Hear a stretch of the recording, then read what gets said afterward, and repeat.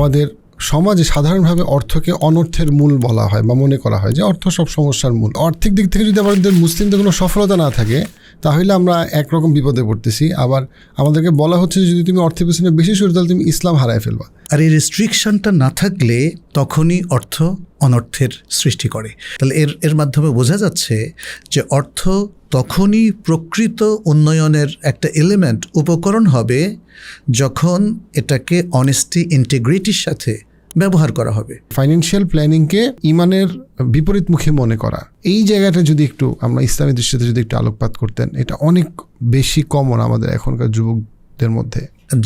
Mutual fund actually মানে কি করে এবং কেন এটা শরিয়া বেসড। আমি যদি ক্রেডিট কার্ডে যাই তাহলে আমরা উজরা কার্ডে যেতে হবে। এক্স্যাক্টলি। অর্থনীতি তো একটা খুবই পাওয়ারফুল একটা জিনিস। পৃথিবী পরিবর্তনের ক্ষেত্রে অর্থনীতি একটা খুবই বড় প্রভাবক। But at the same time আমাদের সমাজে সাধারণভাবে অর্থকে অনর্থের মূল বলা হয় বা মনে করা হয় যে অর্থ সব সমস্যার মূল। সো টাকা পয়সা নিয়ে বেশি চিন্তা করো না, তুমি দুনিয়া নিয়ে বেশি চিন্তা করলে আখিরাত তো হারায় ফেলবা।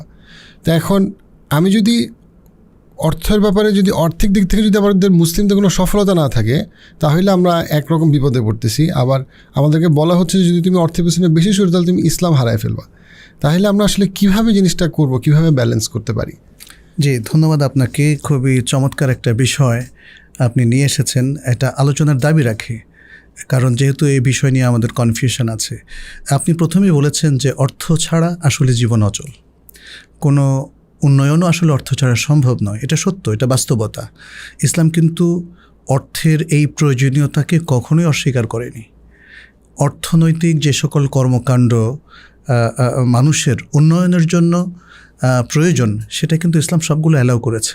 তবে ইসলাম এই অর্থনৈতিক কর্মকাণ্ডগুলোকে একটা এথিক্সের সাথে এবং কিছু নীতিমালার সাথে রেস্ট্রিক্ট করে দিয়েছে।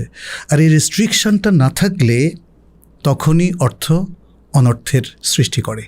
যে কারণে আপনি বললেন যে অনেক মানুষ সেটা মনে করে। তাদের মনে করাটা কিন্তু একদম ভুলও নয়।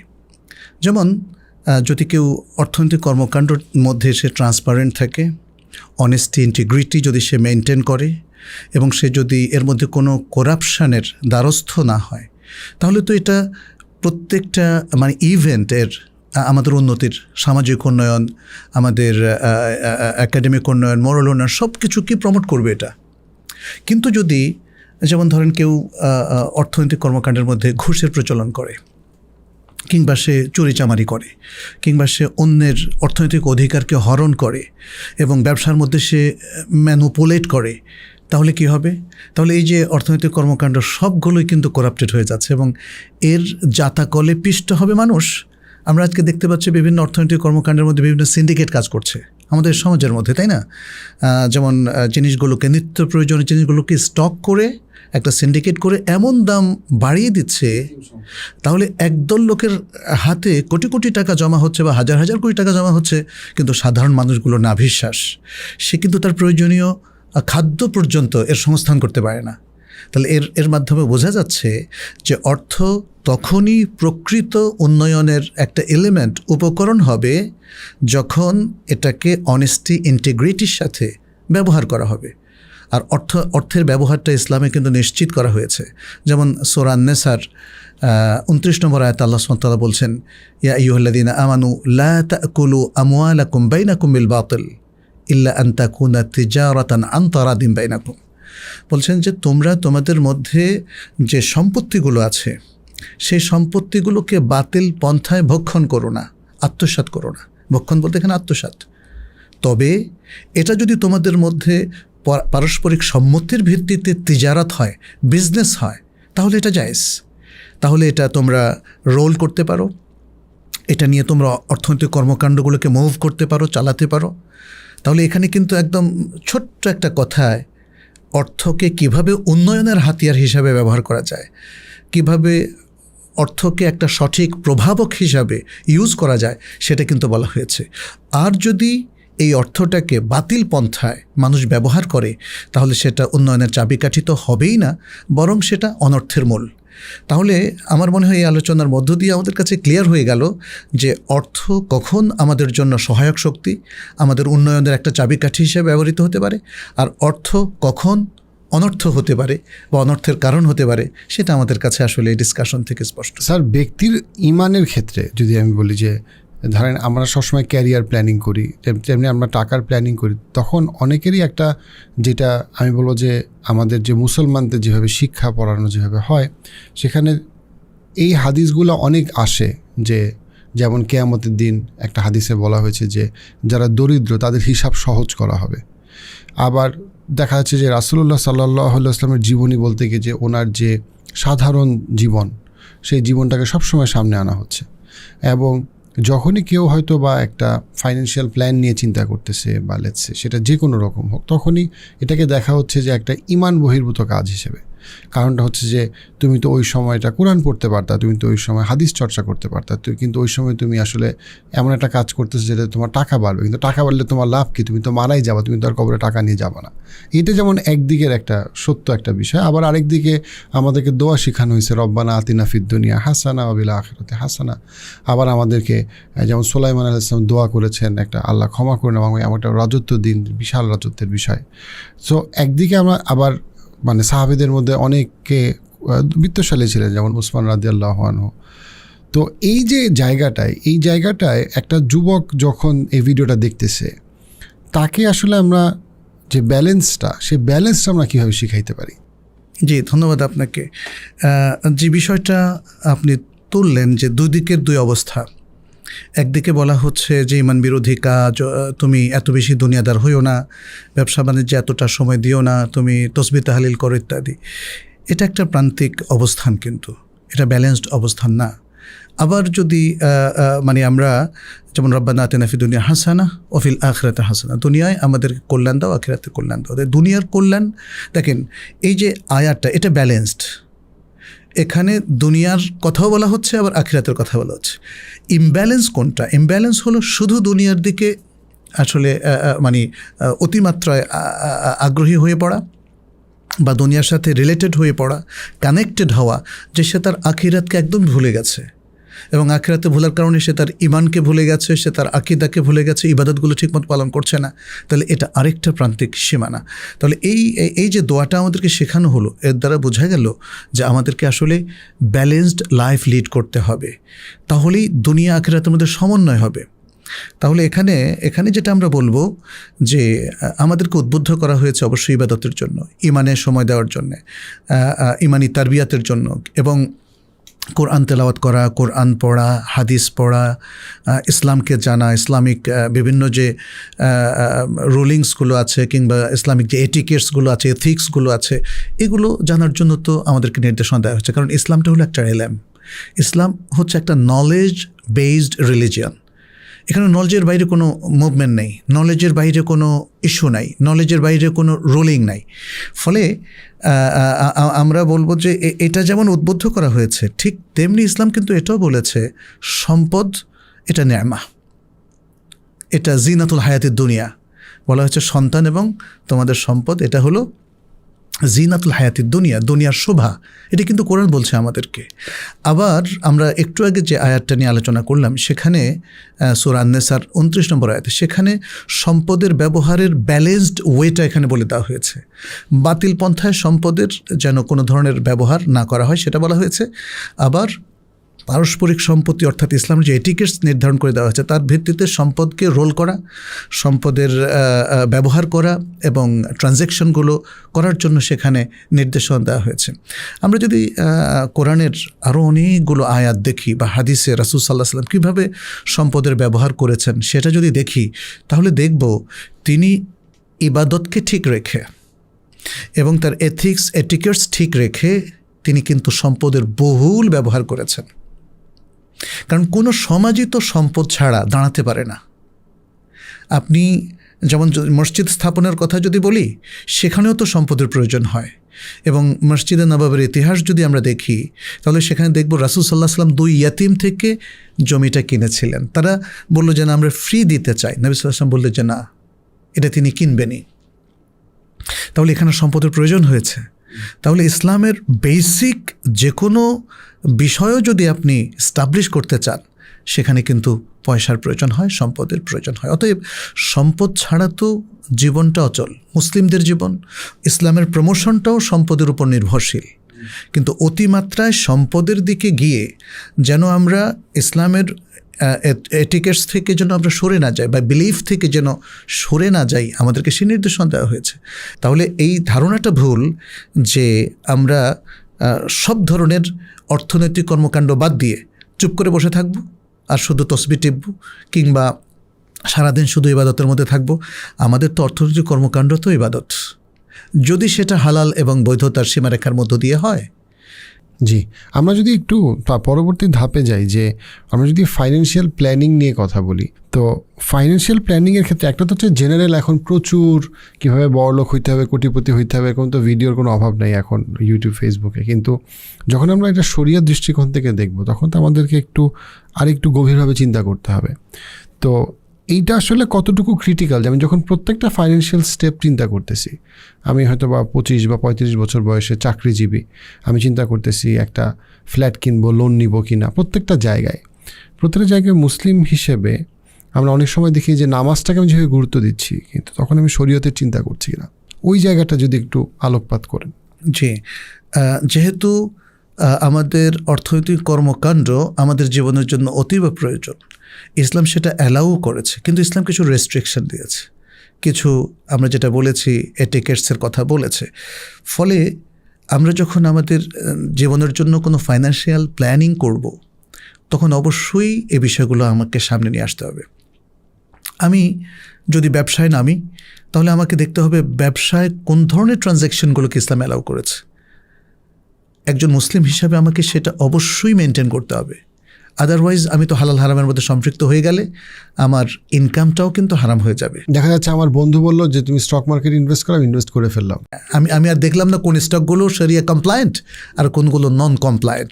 এটা না দেখে যদি আপনি ইনভেস্ট করেন, তাহলে অবশ্যই হালাল হারামের মধ্যে আপনি ডুবে গেলেন, এবং এক্ষেত্রে যেটা হয় ম্যাক্সিমামই হারামের মধ্যে আসলে চলে যায়। আর এছাড়া আমরা জানি যে হারাম পন্থায় যে কোনো সম্পদ অর্জন করা এটাও হারাম।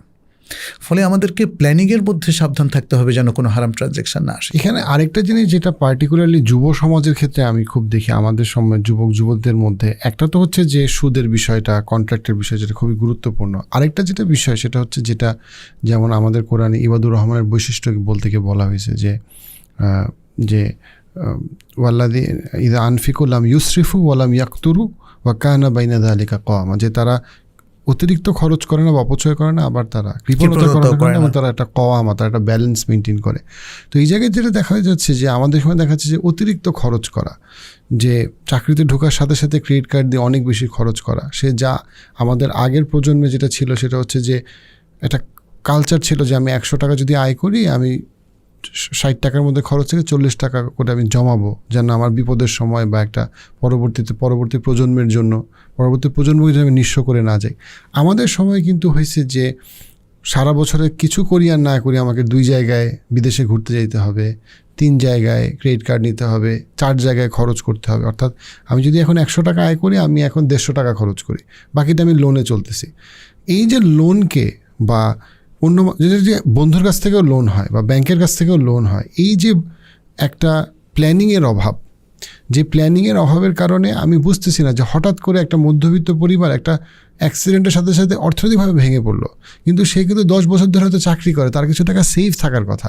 কিন্তু এই যে প্ল্যানিংয়ের অভাব, আমি প্ল্যানিং নিয়ে কথা বলতে গেলে অনেক সময় দেখি যারা একটু ধার্মিক, তারা মনে করে যে আল্লাহ দিবে, হ্যাঁ আল্লাহ রিজিক দাতা, আল্লাহ দিবে, আমি কেন, আল্লাহ প্ল্যান করে রাখছে, আল্লাহ তাকদিরে রাখছে, আমি আল্লাহর উপরে ভরসা করছি, আমি কেন প্ল্যান করব। যে প্ল্যান করার ব্যাপারে একটা প্ল্যানিংকে ফাইন্যান্সিয়াল প্ল্যানিংকে মানে ইমানের বিপরীতমুখী মনে করা, এবং দেখা যাচ্ছে যে অযথা খরচ করা। তো এই জায়গাটা যদি একটু আমরা ইসলামী দৃষ্টিতে যদি একটু আলোকপাত করতেন, এটা অনেক বেশি কমন আমাদের এখনকার যুবকদের মধ্যে। যে প্রথমত আমার যেটা ধারণা যে ধার্মিক ব্যক্তিরা অবশ্যই সব কিছুতে তারা প্ল্যান করবেন, এটাই আসলে সঙ্গত। আল্লাহ নিজেও কিন্তু সব কিছু প্ল্যান মাফিক করেছেন। ইন্না কুল্লা শাইইন জাআলনাহু বিকাদার, সব কিছু পরিমাণ মতো পরিমিতভাবে আমরা সৃষ্টি করেছি, আল্লাহ তাআলা বলেছেন। তো সে দৃষ্টিকোণ থেকে একজন মুসলিম তিনি পরিমিত ব্যয় করবেন, অপরিমিত করবেন না। এবং কোরআনে কিন্তু দু ধরনের কাজকে নিষেধ করা হয়েছে, একটা হলো ইসরাফ আর একটা হলো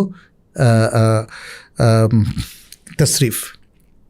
ইসরাফ এবং তাসরিফ মানে একটা হলো অপব্যয় করা, যেটা প্রয়োজনের অতিরিক্ত ব্যয় করা, আর আরেকটা হলো অপব্যয় করা খারাপ পথে।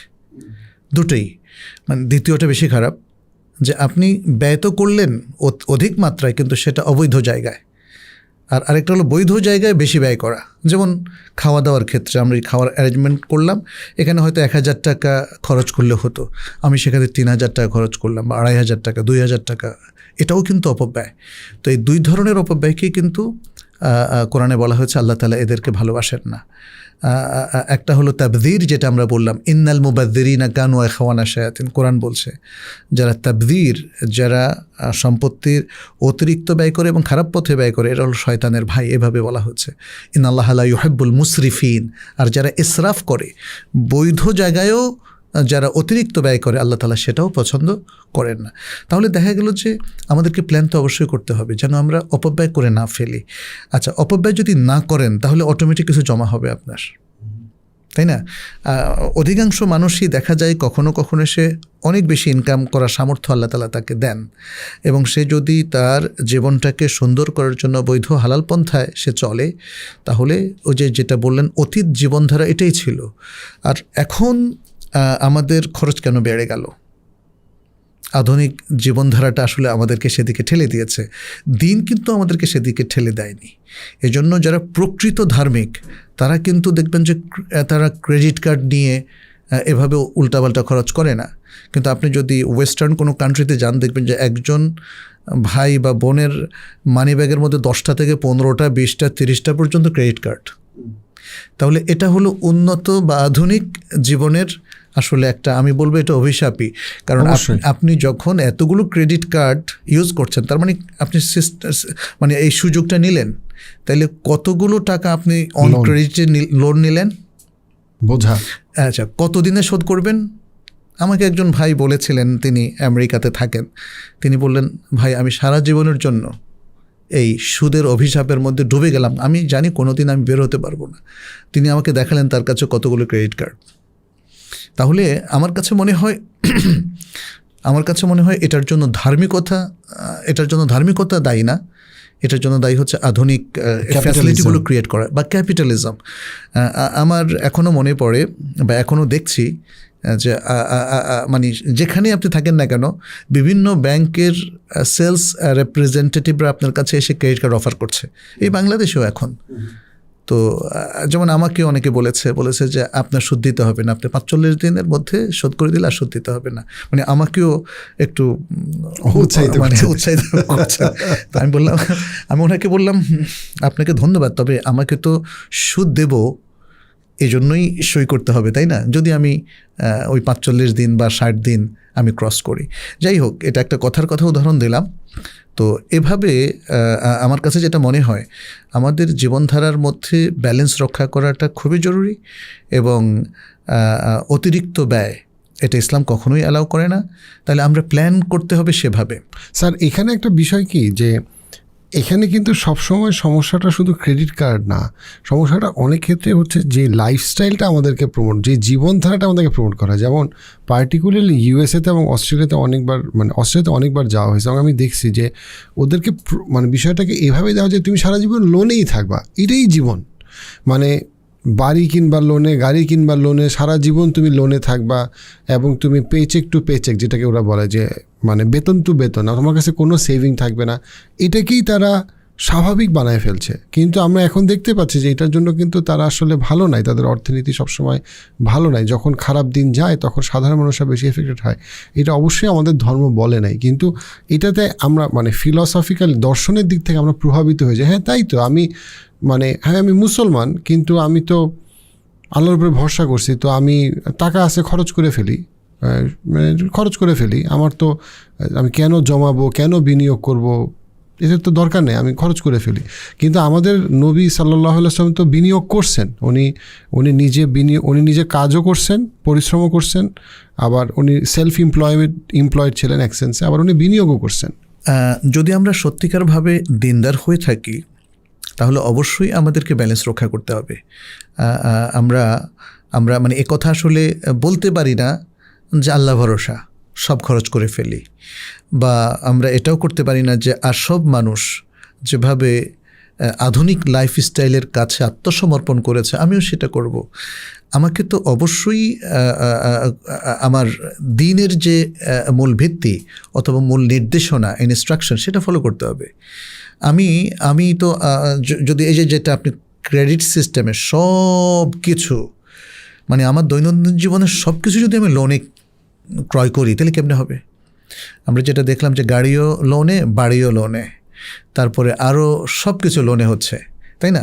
আমি তো দেখেছি যে ইভেন কেউ একজন হোটেলে খেলেন, তিনি ক্রেডিট কার্ড দিয়ে সেটা পে করছেন, তাই না? ট্রাভেল লোন, সব কিছু তো লোন। তাহলে এটা তো ইসলাম কখনো অ্যালাউ করেনি। ইসলাম এমন কি বলেছে হজ লোন করে না করতে। আপনি যদি যেমন ধরেন লোনের ফ্যাসিলিটি আছে আপনার, প্রতি বছর লোন করে আপনি হজ করতে যেতে পারেন। লোনটা যদি হালালও হয় তাও কিন্তু সবসময় এটাকে খুব চরমভাবে ডিসকারেজ করেছে। আপনার মানে দু ধরনের সামর্থ্য দেখেন, একটা হচ্ছে আপনার নিজের টাকা আছে যেটা দিয়ে আপনার সমস্ত প্রয়োজন মিটিয়ে আপনি হজে গিয়ে আবার ফেরত আসতে পারেন, তখনই ইসলাম বলেছে আপনার উপর হজ ফরজ। আর দ্বিতীয় অবস্থাটা হলো কি, আপনার নিজের টাকা নেই, তবে আপনার অনেকগুলো ক্রেডিট কার্ড আছে, এই ক্রেডিট কার্ড দিয়ে আপনি 10 বছর হজ করতে পারবেন, মানে লোন নিয়ে। কিন্তু ইসলাম বলেছে একবারও আপনার হজ করতে হবে না, লোন নিয়ে হজ করাটা ইসলাম পছন্দ করে না। আর যদি সে লোন হয় সুদের ভিত্তিতে তাহলে তো এই হজটাও। তারপরে দেখেন বিয়ের ক্ষেত্রে আমি যদি বলি, এটা আরেকটা মানে মুশকিল বা সমস্যা, বা যে বিয়ে কিন্তু এখন আমরা অভ্যস্ত হয়ে গেছি লোনেই বিয়ে হবে, মানে মোহরানাও লোনে, মানে 10 টাকা মোহরানা হলে 1 টাকা দিয়ে বাকিটা আর দিব কি দিব না পরে দেখা যাবে, এটাতে আমরা অভ্যস্ত হয়ে গেছি। এটাও শরীয়ত পারমিশন দেয় না, বাট আমাদের সবাই দেখা যাচ্ছে এটা করতেছে। আবার দেখা যাচ্ছে যে বিয়ের অনুষ্ঠান লোনে।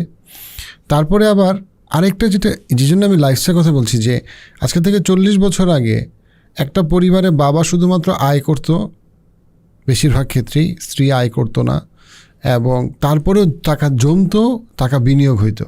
এখন স্বামী স্ত্রী 40 বছর পরে দুইজনেই চাকরি করে, তারপরেও তারা দুজনেই লোনে, এবং দেখা যায় তারপরেও সংসারে মানে হাঁসফাঁস অবস্থা। সবাই যেটা বলে যে জিনিসপত্রের দাম অনেক বাড়ছে, হ্যাঁ এটা সত্যি, দাম বাড়ছে, কিন্তু ইনকামও তো বেড়েছে, ইনকামও বাড়ছে। এবং কিন্তু তার থেকে আমার কাছে মনে হয় যেটা বড় ব্যাপার সেটা হচ্ছে যে আমরা ওই যে আয় বাড়ার আগেই খরচ বাড়ায় ফেলতেছি। এইটাকে আমরা আসলে এই জায়গায় আমাদের যে অ্যাকাউন্টেবিলিটি, যে আমি এত তাড়াতাড়ি খরচ বাড়াইতেছি কেন, বা আমার লাইফস্টাইল এত তাড়াতাড়ি আমি এক্সপেন্সিভ করতেছি কেন, এই জায়গাটা অনেক অসচেতনতা আছে, যেটা আসলে ডেফিনেটলি ইসলাম বলে নাই। এই জায়গায় আমার মনে হয় আমাদের এডুকেট করা দরকার। মানে সম্পদের ব্যবহার, সম্পদের প্ল্যানিং এবং লাইফস্টাইল একজন মুসলিম হিসেবে আমাদের কেমন হওয়া উচিত, এই ট্রেনিংগুলো প্রয়োজন। কারণ আধুনিক জীবনধারার মধ্যে দেখবেন যে ইসলামের ইনস্ট্রাকশনগুলোর সাথে মানুষ পরিচিত হচ্ছে না।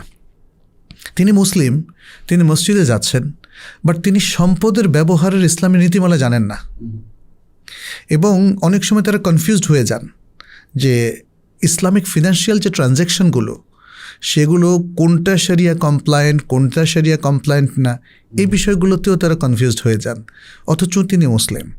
আবার অনেক সময় বিপরীত ধারার কথাগুলো শোনা যায় যে না, ইসলামিক ফিনান্স বলতে কিছু নাই, ইসলামিক ব্যাংকিং বলতে কিছু নাই, তাই না, মানে শরিয়া ফান্ড বলতেও কিছু নাই।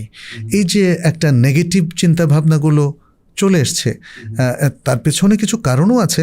হয়তো এই ফান্ড ম্যানেজমেন্টগুলো অথবা শরিয়া কমপ্লায়েন্স প্রোটেক্ট করার ক্ষেত্রে কিছু ত্রুটি হচ্ছে, কিছু ভায়োলেশন হয়ে যাচ্ছে, সেগুলোকে এভিডেন্স হিসাবে দেখিয়ে অনেকে হয়তো বলতে চান যে না, এই ট্রানজ্যাকশনগুলোতে যেহেতু ভুল আছে অতএব ইসলামিক ফিনান্সিয়াল ট্রানজ্যাকশন সবটাই ভুল, অথবা ব্যাংকিং সবটাই ভুল, এই ধরনের বিষয়গুলো বলছে।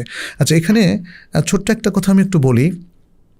লোন সবসময় নিষিদ্ধ নয়, কিন্তু লোনটাকে ডিসকারেজ করা হয়েছে।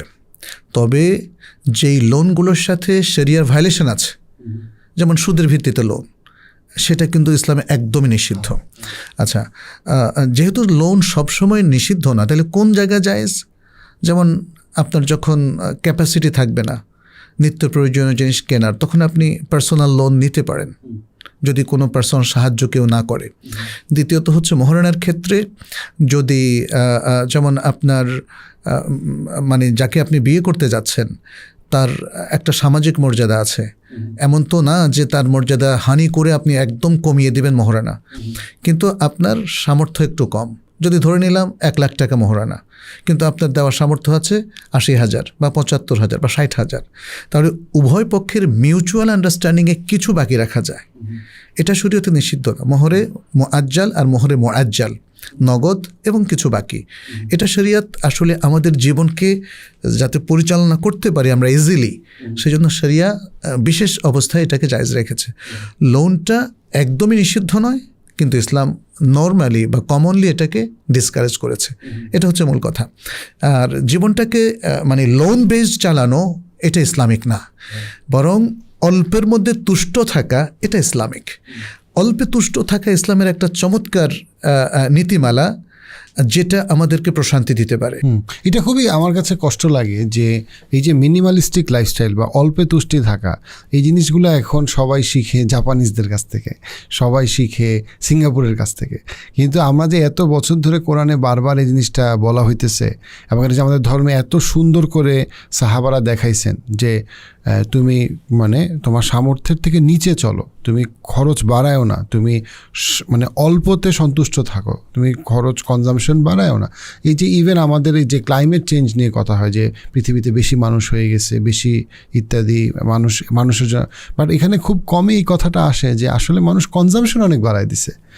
হ্যাঁ, এই কথাটা কখনো আনে না। পৃথিবীতে মানুষ বেড়ে গেছে, কিন্তু মানুষ কমে গেলে ফ্যাক্টরি চালাবে কে, ইন্ডাস্ট্রি চালাবে কে, কৃষক হবে কে? তো একদিকে মানে কথাটা খুব ইন্টারেস্টিং। আমি ক্লাইমেট চেঞ্জের কথাটা আনলাম, এটা নিয়ে খুব মানে গভীরভাবে জিনিসটা নিয়ে আমি মানে পড়ছি, এই জন্য আমি বলতেছি, আপনি এটাতে আলোকপাত করতে পারবেন। যে দেখেন যে ইউরোপের ইস্যুটা, যে একদিকে তারা বলতেছে যে ইউরোপ একটা এক্সাম্পল, যে তারা বলতে চাচ্ছে যে ক্লাইমেট চেঞ্জের কারণ কী হয়েছে, আমাদের এখন মানুষ বেশি হয়ে গেছে, সো আমাদের এখন কৃষিকাজের মানে এগুলা পরিবেশ দূষণ করে, এগুলো কমাই দিতে হবে। আচ্ছা, এগুলো যখন কমাই দিচ্ছে তখন তারা ইকোনমিক্যালি ডিফিকাল্টিসে পড়ে তাদেরকে হয়তো চায়না বা রাশিয়ার উপরে আরও ডিপেন্ডেন্ট হইতে দিতেছে।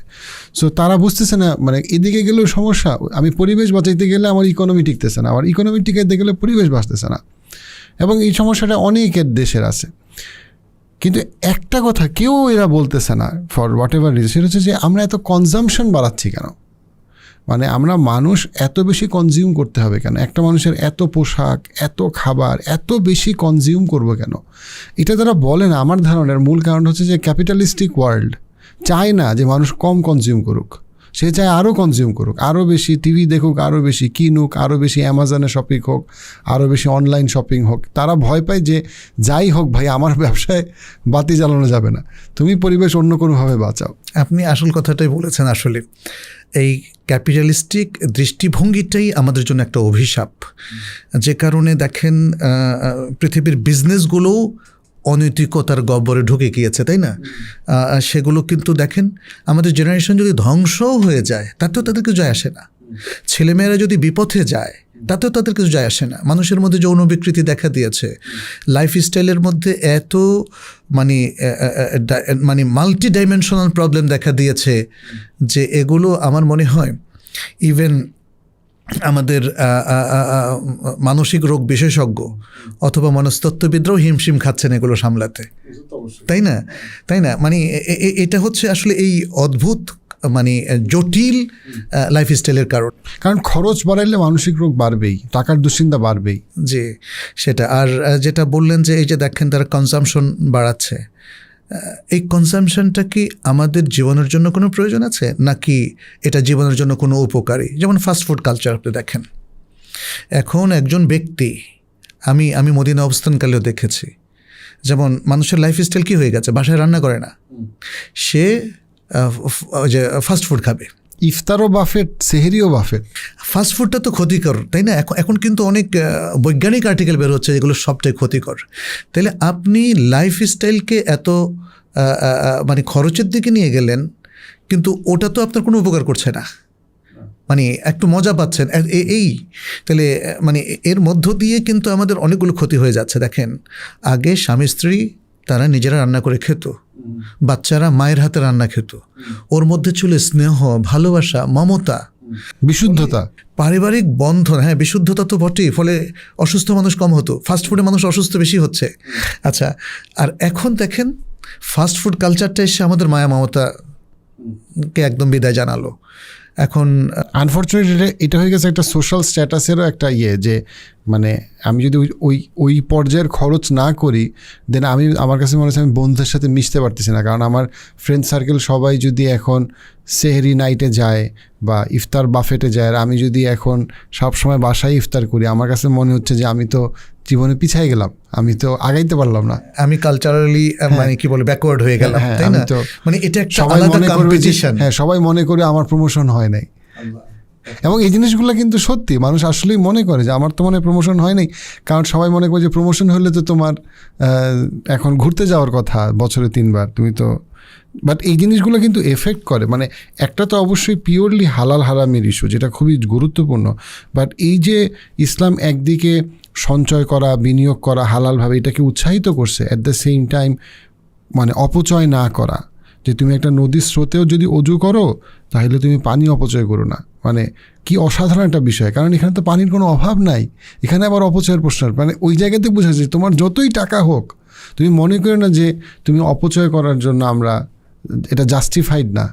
মানে খুব অদ্ভুত সুন্দর। মানে এই দুটো জিনিস যেটা আপনি বললেন, একটা হলো কিছু সঞ্চয় করা এবং অপচয় না করা, এ দুটো ইসলামে মানে খুবই গুরুত্বপূর্ণ দুটো ইস্যু। কিছু সঞ্চয় যদি মানুষ না করে, তাহলে কি জাকাত কোনোদিন তার উপরে ফরজ হবে বলেন? তাহলে জাকাতের বিধানটাই তো হয়েছে সঞ্চয়ের এগেনিস্টে। আপনার কাছে আপনি যদি সঞ্চয় না করেন, তাহলে নেশাব পরিমাণ সম্পত্তি তো কোনোদিন হবে না আপনার। আর যদি কোনোদিন হয়, পুরো বছর কন্টিনিউ করার কথা বলা হয়েছে। দেখেন, পুরো বছর কন্টিনিউ করার কথা বলা হয়েছে জাকাত। তাইলে যদি আপনার যেমন প্রথম 6 মাস নেশাব থাকে, একদিন নেশাবের নিচে নেমে গেল, তাহলে পরের দিন আবার নেশাব যদি মানে পৌঁছে, পরের দিন আপনার নতুন ইয়ার শুরু হবে, আগের ইয়ারটা বাতিল। আপনাকে পুরো একটা জাকাত ইয়ারে নেশাব পরিমাণ সম্পত্তির মালিক হতে হবে। এটা কন্টিনিউ করলেই আপনার জাকাত ইয়ারটা ওকে। আর যদি কন্টিনিউ না করে, যে দাগের থেকে নিচে নেমে গেল, তাহলে আপনার এই যেদিন নেমে গেল, তারপরে আবার যেদিন নতুন করে নেশাবের মালিক হলেন, সেদিন থেকে আপনার জাকাতিয়া শুরু হলো, পিছনেরটা বাতিল। তাহলে এই বিষয়টা কেন? এটা সঞ্চয় একটা দলিল, কিন্তু তার মানে সঞ্চয়ও করবেন, জাকাতও দেবেন, যাতে করে আপনার সঞ্চয়ের কারণে আপনার কাছে সমাজের সমস্ত সম্পত্তি কক্ষিগত না হয়, এবং তখন আর সমাজের কেউ বেনিফিট পাবে না, এবং সেটাই তো আমরা যেমন সূরা আল হাশরের মধ্যে দেখি, কায়লা ইয়াকুনা দুলাতান বাইনাল আগনিয়া মিনকুম, যেন সম্পত্তি রোল করে, যেন শুধুমাত্র ধনীদের কাছে কক্ষিগত না থাকে। এজন্য সমাজে নানা রকম সাদাকা, ফাই, জাকাতের ব্যবস্থা ইসলাম করেছে। আপনি সঞ্চয় করেন, কোনো অসুবিধা নেই। আবার অনেক দুষ্ট ব্যবসায়ী আছে, তারা কি করে, সেটা হচ্ছে যে আপনি নিশ্চয়ই আমার থেকে আরও ভালো জানেন, যে সেটা হচ্ছে করে কি, যে একটা কৃত্রিম লোন নেয়। দেখে তার ব্যবসা অনেক প্রফিটেবল, কিন্তু সে সব লস টস দেখে একটা কৃত্রিম লোন নেয়। লোন নিয়ে সে ভ্যাট ট্যাক্সও কম দিবে, আবার জাকাতও দিবে না। বলে আমি তো দেনাই আছি। তার কি, সে অনেক বড় ব্যবসায়ী, কিন্তু সে জাকাত দিবে না কেন? কারণ বলবে আমি তো লোনে আছি, আমার কেমনে জাকাত? 100 কোটি টাকা তার লোন আছে। তবে এখানে মজার একটা বিষয় আছে, আমাদের স্কলাররা কিন্তু তারা বলেছেন, এই যে বিজনেস লোন, এই লোনের কারণে সে জাকাত না দেওয়ার যে অপশানটা তৈরি করেছে, এটা ঠিক নয়। লোন যেটা নিয়েছেন আপনি, সেটাও যদি ব্যবসায় ইনভেস্ট করেন, ওই লোনের উপর আপনাকে জাকাত দিতে হবে। প্লাস এই লোনের কারণে আপনার ওনারশিপে আরও যে টাকা আছে, সেটা তো মোটেই বাদ যাবে না। মানে এটা কৃত্রিম অদ্ভুত মানে ফতোয়াল, মানে ওই মানে লুপহোল খুঁজে আর কি। জি জি জি, এখন মানুষ সাবধান হয়েছে, আমাদের অনেক মুফতিরাও এখন এগুলো জানেন। একটা সময়ে আমাদের দেশেই একটা কথা সবাই মনে করতো, যে যার ঘাড়ে যেমন 10 লাখ টাকার লোন আছে, তাহলে তার কাছে যদি নগদ 10 লাখ টাকাও থাকে, সেখান থেকে জাকাত দিতে হবে না। কিন্তু এই ধারণাটা এখন যে ভুল, এটা সবাই এখন জানে। লোনের কারণে তার জাকাত কিন্তু মাফ হবে না। ফলে আমাদের এই যে ওয়েলথ ম্যানেজমেন্ট কিংবা সম্পদের যে ব্যবস্থাপনাটা, সেটা নিয়ে আমাদের কিন্তু অনেক কিছু আসলে জ্ঞান অর্জন করা দরকার। তা না হলে আমরা নানা ধরনের ফিতনা ফাসাদের মধ্যে পড়ব। স্যার, আমরা যদি একটু প্ল্যানিং নিয়ে বুঝি, আমরা যখন ক্যারিয়ার প্ল্যানিং করি, আমার 25 বছর বয়সে ক্যারিয়ার প্ল্যানিং আর 45 বছর বয়সে ক্যারিয়ার প্ল্যানিং একরকম হবে না। আমরা সংসারে প্ল্যান করি, সন্তান নিয়ে আমরা প্ল্যান করি, তাদের স্কুল নিয়ে প্ল্যান করি। ফাইন্যান্স যখন আমরা প্ল্যান করতে যাব ইসলামকে সাথে রেখে, তখন 25 বছর বয়সে আমার তো ক্যারিয়ার শুরু করলাম, আমার বেতন কম, একভাবে হবে। আবার আমি যখন রিটায়ারমেন্টের ক্ষেত্রে আমার সন্তান আছে, তাদের বিয়ে প্ল্যান হবে, সেই ক্ষেত্রে কিছু সহজ গাইডলাইন কীরকম হইতে পারে সেটা নিয়ে যদি আমরা একটু শরিয়া ভিত্তিতে যদি আমরা আলাপ করি। জি, ধন্যবাদ। আসলে মানে ছোট বয়সে আপনি, এর আগেও আমরা বলেছিলাম যে 25, 30, 35 বছর বয়সে তারাও অবশ্যই প্ল্যানিং করবেন, কিন্তু তাদের হাতে তখন হয়তো অনেক বেশি টাকা থাকবে না, কিন্তু তারপরেও তারা সারপ্লাসটা নিয়ে একটা প্ল্যান করতে পারে। তবে যারা একটু বেশি বয়স্ক, 40, 45, যাদের হাতে অলরেডি অনেক সারপ্লাস টাকা হয়তো আছে, তারা কিভাবে ভবিষ্যতের প্ল্যান করলে তাদের শরিয়াও ঠিক থাকবে, আবার হয়তো সঞ্চয়টা তাদের বাড়বে শরিয়া কমপ্লায়েন্ট ওয়েতে। তো সেই প্রশ্নটা আপনি করেছেন। এক্ষেত্রে আমরা আমাদের বর্তমানে বাংলাদেশে যে অ্যাভেলেবল শরিয়া কমপ্লায়েন্ট প্রোডাক্টগুলো আছে সেটার উপর একটু হাইলাইট করতে পারি। এর মধ্যে যেমন আছে এখন শরিয়া, যেমন স্টক এক্সচেঞ্জ। আমরা দেখি যে ব্যাপকভাবে বাংলাদেশের মানুষ যাদের কাছে অল্প বিস্তর সারপ্লাস আছে, কিংবা অনেককে আমি জানি আমার আত্মীয় স্বজনের মধ্যেও আছেন যারা অন্যদের থেকে ধার করে এনেও স্টকে তারা টাকা বিনিয়োগ করেন। কিন্তু ইতিমধ্যে আমরা দেখেছি স্টকে হয়তো অনেকেরই কিছু ভরাডুবি ঘটেছে। কিন্তু যাই হোক, স্টকে কি শরিয়া ভিত্তিক ইনভেস্ট করা যায়? উত্তর হচ্ছে হ্যাঁ, যায়। স্টকের মধ্যেও এখন শরিয়া কমপ্লায়েন্ট কিছু স্টক আছে। ঢাকা স্টক এক্সচেঞ্জও আমরা দেখি যে যেমন এর একটা শরিয়া নীতিমালা আছে, এবং তার ভিত্তিতে এবং রিসেন্টলি বাংলাদেশে একটা শরিয়া বোর্ডও ফর্ম করা হয়েছে। আমরা আশা করছি তারা হয়তো আরও কেয়ারফুলি কাজ করবেন।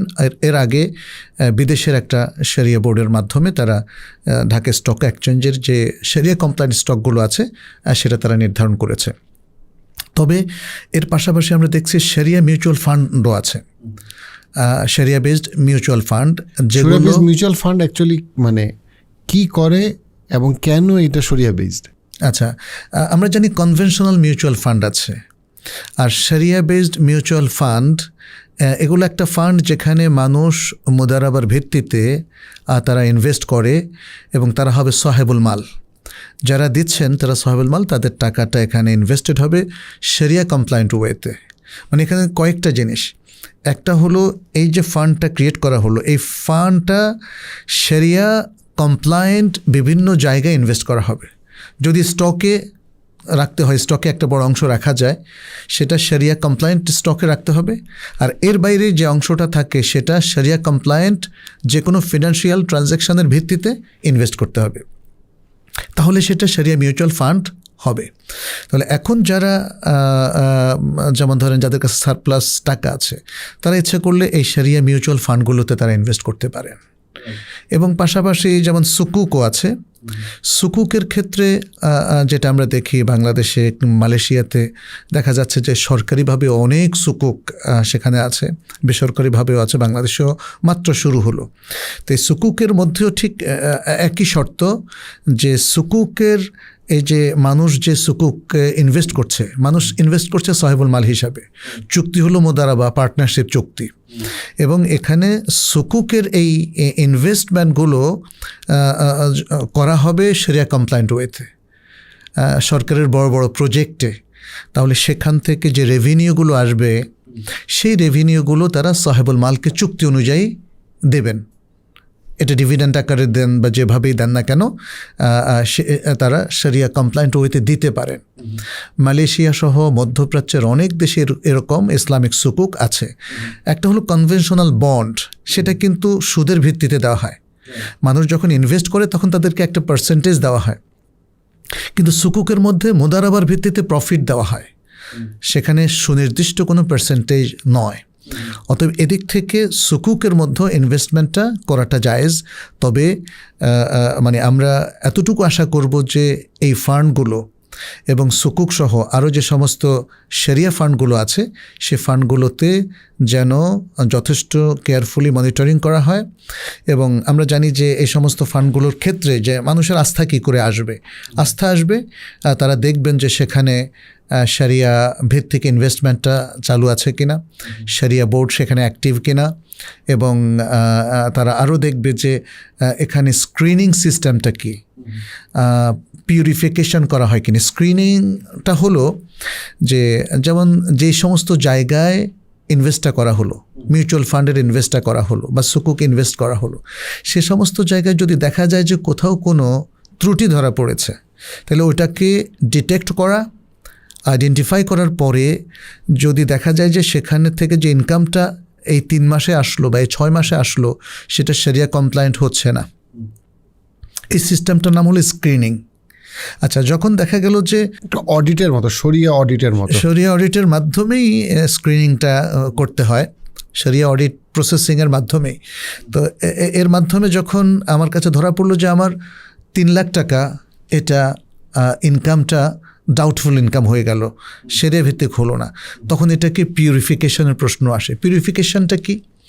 পিউরিফিকেশন হচ্ছে যে এই অ্যামাউন্টটা আমরা ডিভিডেন্ড আকারে বা প্রফিট আকারে দেব না কাউকে, যেহেতু এটা একটা সন্দেহপূর্ণ আয় অথবা এই আয়টা শরিয়া লঙ্ঘনজনিত আয়, ফলে এটাকে সিএসআরে সওয়াবের নিয়ত ছাড়া ব্যয় করা হবে।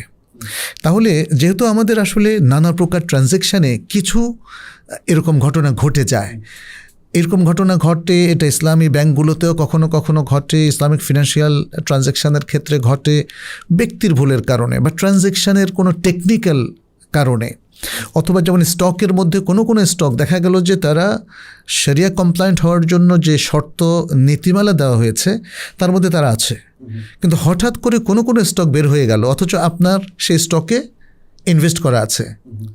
তাহলে এই যে বের হয়ে গেল এটা কিন্তু আপনাকে মনিটরিংয়ে রাখতে হবে, সেটা আমরা বলেছি।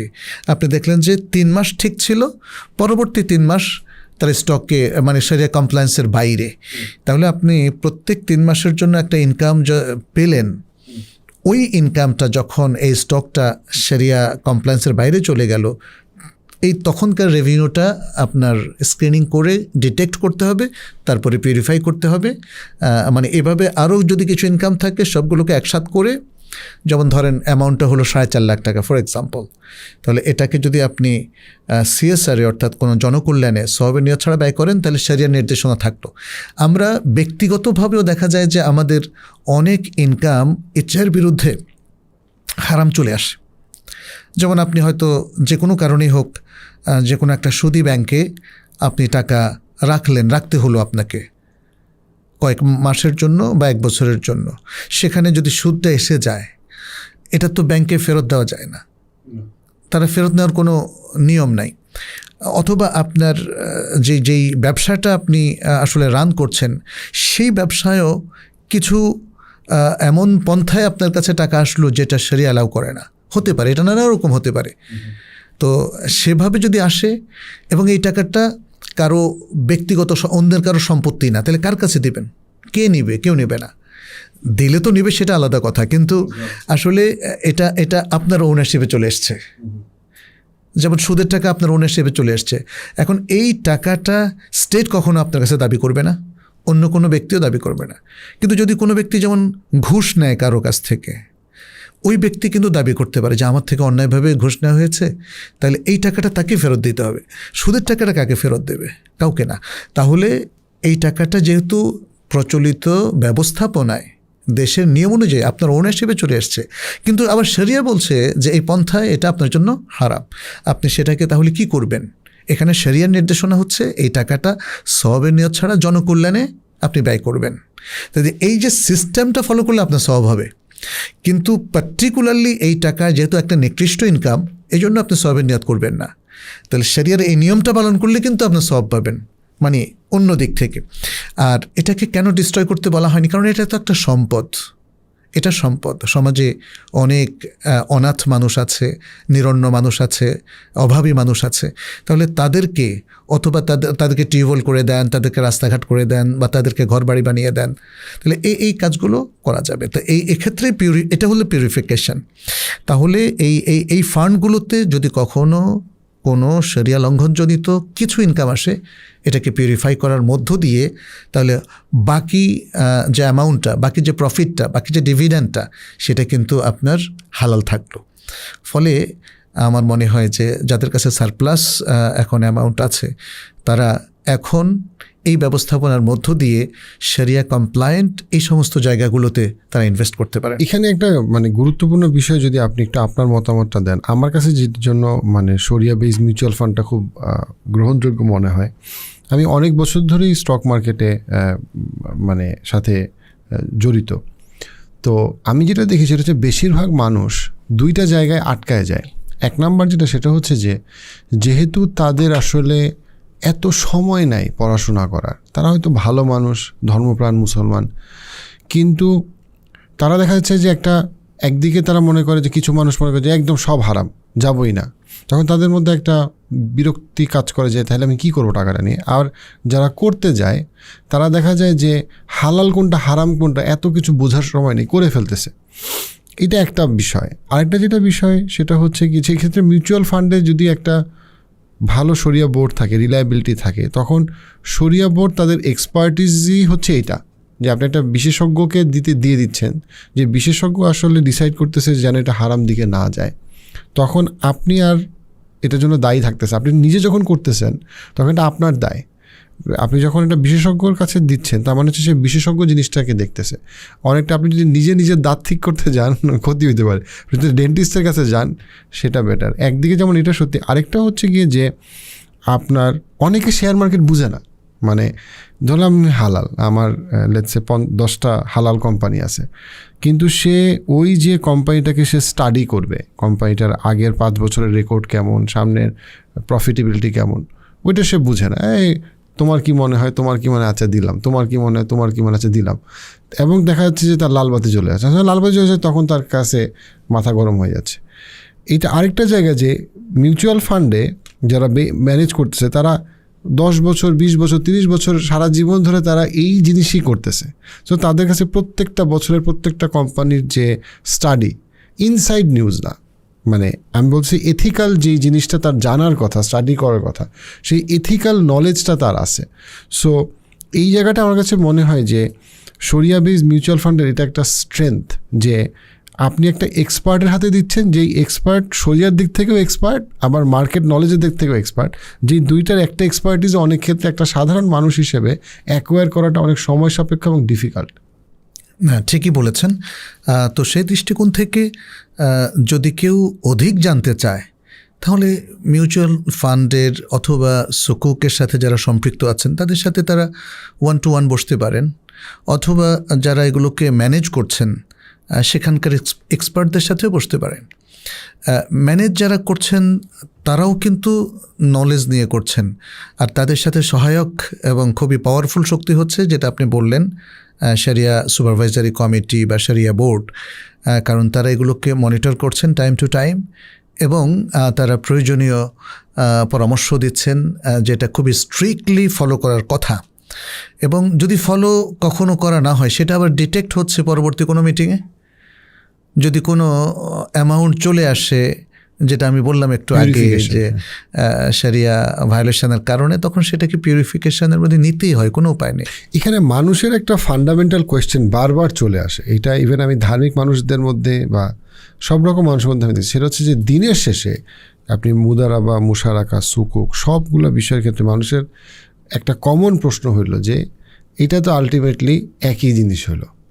তারা এই জিনিসটা একটা সাধারণ মানুষ কিভাবে বুঝতে পারে যে আমাদেরকে যে বলা হয়েছে যে সুদকে হারাম করা হয়েছে, ব্যবসাকে হালাল করা হয়েছে, সুদকে কঠিনভাবে হারাম করা হয়েছে, ব্যবসাকে হালাল এবং উৎসাহিত করা হয়েছে। এই যে মুদারাবা, মুশারাকা, সুকুক এগুলা হালাল, হ্যাঁ, এবং আবার যে কনভেনশনাল সিস্টেমের যে সুদ, সেটা সুদ, এইটা যে আলাদা, এই জিনিসটা একটা সাধারণ মানুষ আসলে কিভাবে বুঝতে পারে?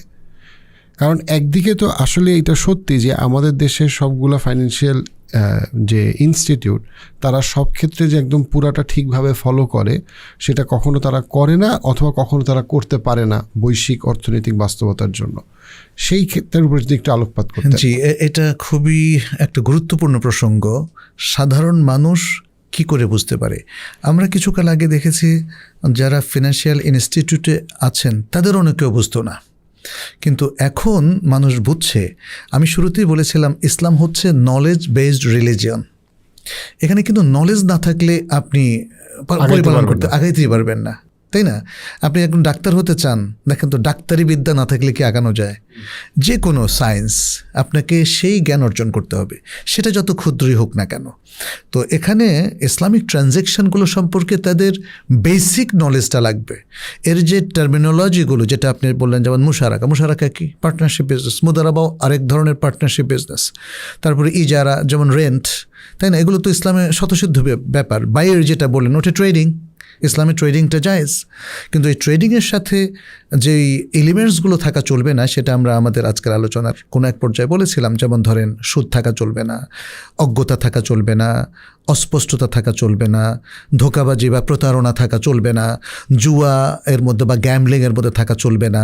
তো এই যে বিষয়গুলো, এগুলো তো জানতে হবে। কখন স্টকের মধ্যে গ্যাম্বলিং হচ্ছে এটা আমাদের দেশে সাধারণ মানুষ আসলে জানেই না।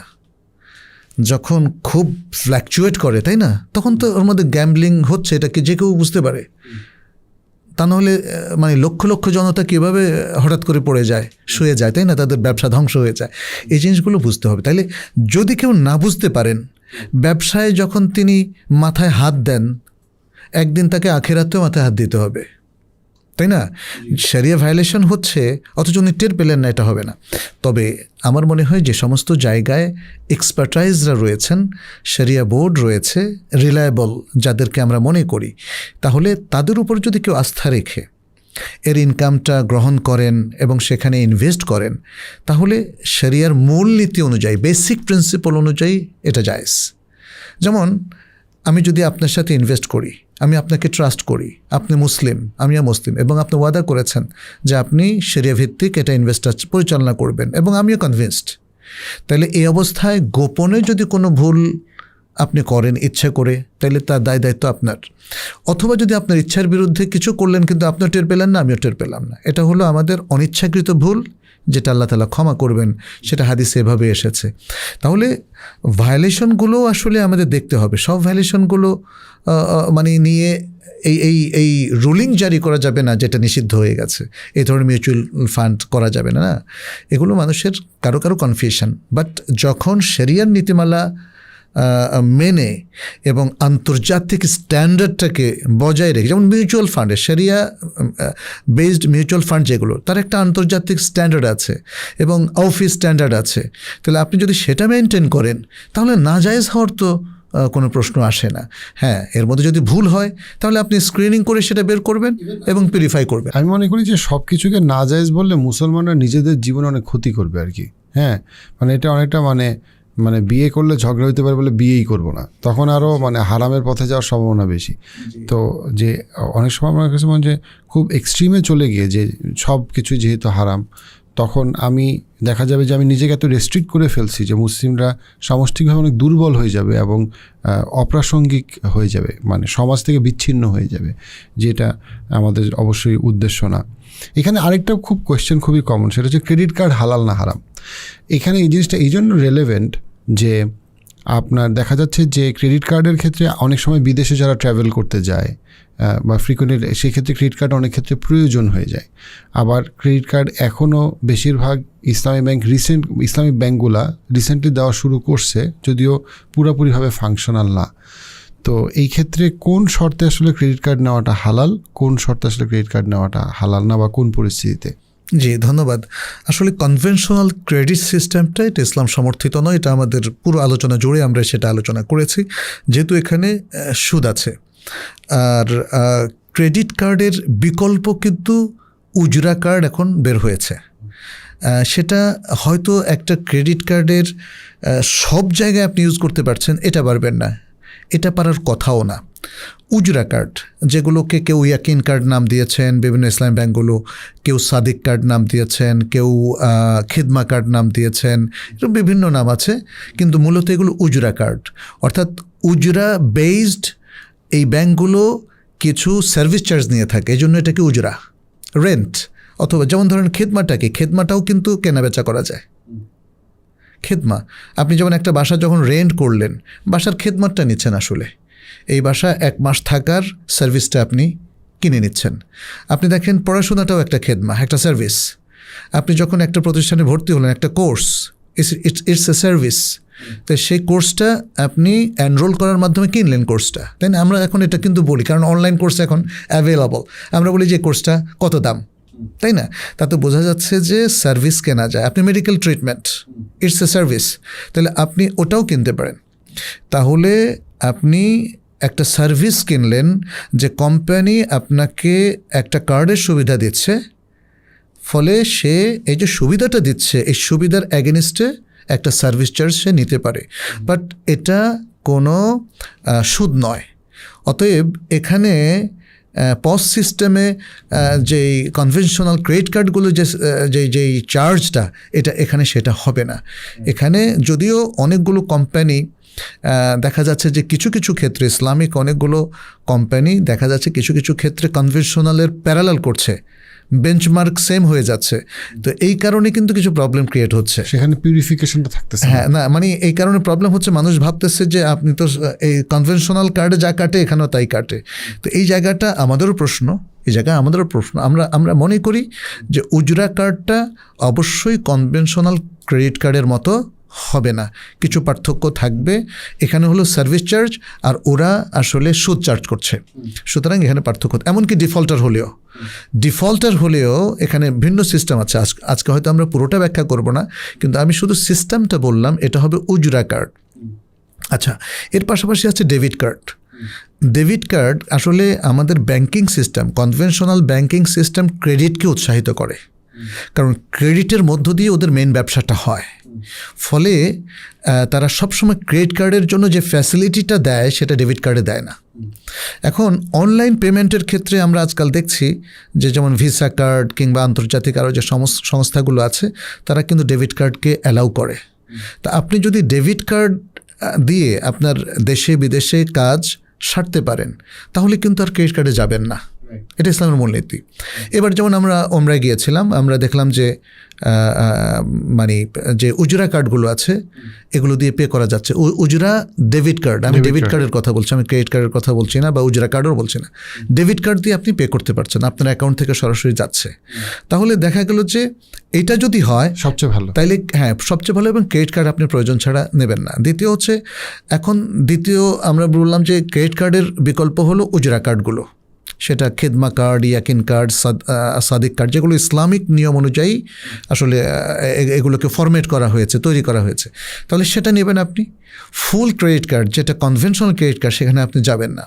থার্ড হচ্ছে আরেকটা সিচুয়েশান, যে এখানে ডেবিট কার্ডও কাজ করলো না, উজরা কার্ডও কাজ করলো না, বা ইসলামিক কোনো কার্ড কাজ করলো না। ইসলামিক কার্ডগুলোকে আমরা ক্রেডিট কার্ড, আসলে ইসলামিক ক্রেডিট কার্ড বলাটা সঙ্গত নয়, কারণ এগুলো ক্রেডিট সিস্টেমটা ফলো করে না। তাহলে কেন আমরা ক্রেডিট কার্ড বলবো? ক্রেডিট কার্ড হচ্ছে একদম কনভেনশনাল প্রোডাক্ট। এই জন্যে আমরা বলবো থার্ড অপশান হচ্ছে কনভেনশনাল ক্রেডিট কার্ড, যে সেটা ছাড়া যদি আপনার যে একটা জনপদে আছেন, একটা শহরে আছেন, বা একটা দেশে আছেন, যে ক্রেডিট কার্ড ছাড়া আপনার জীবনটা অচল, তাহলে সেক্ষেত্রে কোনো মতেই সুদে কখনো সম্পৃক্ত হবেন না। এই শর্তে আপনি ক্রেডিট কার্ডটা হয়তো ইউজ করতে পারেন। সেটা হয়তো বা ওয়েস্টার্ন কান্ট্রির ক্ষেত্রে প্রযোজ্য, আমাদের ক্ষেত্রে সেটা প্রযোজ্য না। আমাদের দেশে আমরা ডেবিট কার্ড ইজিলি ইউজ করতে পারি, যদিও তারা ডেবিট কার্ডে ক্রেডিট কার্ডের সমস্ত অফারগুলো দেয় না। তাতে কি যায় আসে? অফার তো ইম্পর্টেন্ট না, অফার সামান্য কিছু আসলে ফ্যাসিলিটি, আমি তো আমাদের আখেরাতকে নষ্ট করতে পারবো। আমি যদি ক্রেডিট কার্ডে যাই, তাহলে আমরা উজরা কার্ডে যেতে হবে। এক্স্যাক্টলি।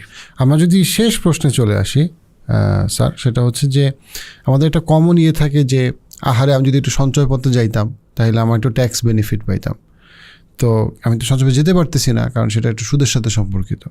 তো সেই ক্ষেত্রে আমার জন্য আর কি অপশন আছে যেটা শরিয়া ভিত্তিক, আবার আমি কিছু ট্যাক্স বেনিফিট পাইতে পারি, স্পেশালি যাদের হয়তো বা সম্পদ বা আয়ের পরিমাণ একটু বেশি? জি জি যখন আয়ের পরিমাণ বেড়ে যায় তখন ট্যাক্সও তো বেড়ে যায়, এটা আমরা জানি, তাই না? বাড়তে বাড়তে সেটা 40% বা 50%-এ গিয়ে পৌঁছে। সেক্ষেত্রে এই ধরনের হয়তো বিত্তশালী মানুষরা অনেক সময় বৈধ পন্থায় ট্যাক্স রিবেটটা তারা চান, এটাই আপনার মূল প্রশ্ন। এক্ষেত্রে তিনি আবার এটাও হয়তো খুঁজছেন যে শরিয়া কমপ্লায়েন্ট ওয়েটা কী, কারণ তিনি আসলে ট্যাক্স রিবেট চান বাট শরিয়া ভায়োলেশন চাচ্ছেন না। কনভেনশনাল যেমন যে প্রোডাক্টগুলো আছে, যেমন সঞ্চয় বন্ডের কথা আপনি বললেন, এগুলো চাচ্ছেন না, বা কনভেনশনাল মিউচুয়াল ফান্ডটা চাচ্ছেন না। এক্ষেত্রে আমার জানা মতে এখন পর্যন্ত সবচেয়ে বেস্ট প্রোডাক্টটা হচ্ছে শরিয়া মিউচুয়াল ফান্ড। আমাদের এ সকল ভাই বোনদের জন্য যাদের হাতে হয়তো হিউজ পরিমাণ টাকা আছে, তাদের হয়তো ব্যবসায়িক প্রফিট হোক বা ব্যবসা থেকে ইনকাম হোক, তাহলে তারা শরিয়া লঙ্ঘন না করে যদি তারা কর রেয়াত পাওয়ার জন্য ইনভেস্ট করতে চান, তাহলে শরিয়া কমপ্লায়েন্ট যে মিউচুয়াল ফান্ডগুলো আছে এখানে করতে পারেন। এখানে আমাদের জানা মতে সরকার সর্বোচ্চ 1 কোটি টাকা ইনভেস্টমেন্টের সুযোগ দিচ্ছেন, এবং সরকার নির্ধারিত তাহলে একটা রেয়াত, যেটা বর্তমানে এখন 15% আছে, এটা হয়তো কম বেশি হতেও পারে কখনো, তো সেই রেয়াতটা তিনি পেতে পারেন। যেমন 100 টাকায় তাহলে 15 টাকা তিনি রেয়াত পাবেন, 1 লাখ টাকায় 15,000 টাকা রেয়াত পাবেন, এভাবে। তো আমরা এখানে এনকারেজ করব এটা, কারণ আপনি কর রেয়াত পাওয়ার জন্য তো সুদে যেতে পারেন না, তাই না? মানে আসলে একজন মুসলিম হিসাবে আমরা সব সময় চিন্তা ভাবনা করি যে আমাদের আখিরাতটা ঠিক থাকে। এটাই মুসলিমের আসলে চিন্তা করা উচিত, আখিরাত ঠিক রেখে দুনিয়া পরিচালনা করা। তাহলে দুনিয়ার যত ব্যবস্থাপনা, বিশেষ করে মুসলিমদের জন্য, তারা আখিরাতকে ঠিক রেখে সেটা করবে। আমাদের অর্থনৈতিক কর্মকাণ্ডের ক্ষেত্রেও আমরা মনে হয় পুরো আলোচনা জুড়ে সেটাই আমরা আসলে করার চেষ্টা করেছি, যে যেন আমরা আমাদের দুনিয়ার সকল কর্মকাণ্ড চালাই, কিন্তু আমাদের দিনদারি নষ্ট না হয়, আমাদের ঈমান নষ্ট না হয়, আমাদের ইবাদত নষ্ট না হয়, এবং আমাদের আখিরাত নষ্ট না হয়।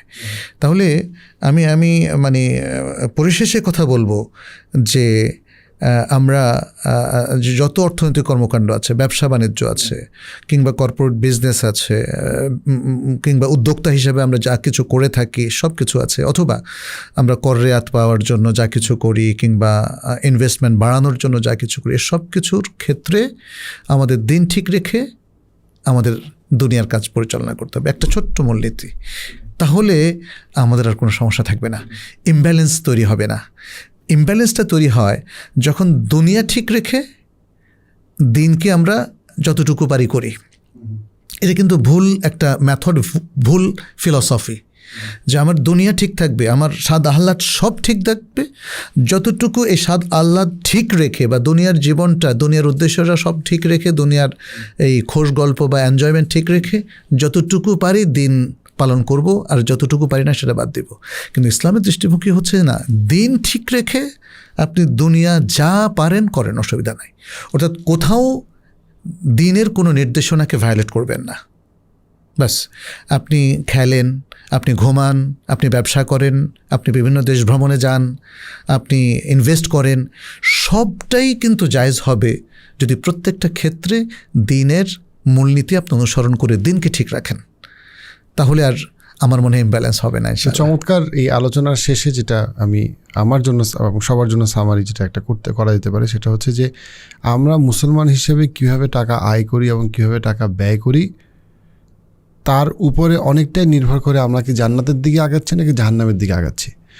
আমাদের পরকালের জন্য যেমন সালাত গুরুত্বপূর্ণ, হজ গুরুত্বপূর্ণ, একইভাবে আমাদের সবসময় খেয়াল রাখা আমি টাকা কীভাবে আয় করছি, টাকা কীভাবে ব্যয় করছি, এবং সেটা কি শরীয়ত সম্মত কি না। শরীয়ত আমাদেরকে কৃপণ হতে বলে না, অপচয় করতে বলে না, দারিদ্রতার দিকে ঠেলে দেয় না, বরং আমাদেরকে দুনিয়া এবং আখিরাতে সমৃদ্ধির দিকে ঠেলে দেয়। সো জাযাকাল্লাহু খাইরান শেখ, আপনার গুরুত্বপূর্ণ বক্তব্যের জন্য, এবং ইনশাল্লাহ আমরা আবারও হয়তো কোনো গুরুত্বপূর্ণ বিষয় নিয়ে আলোচনা করব। জাযাকাল্লাহু খাইরান।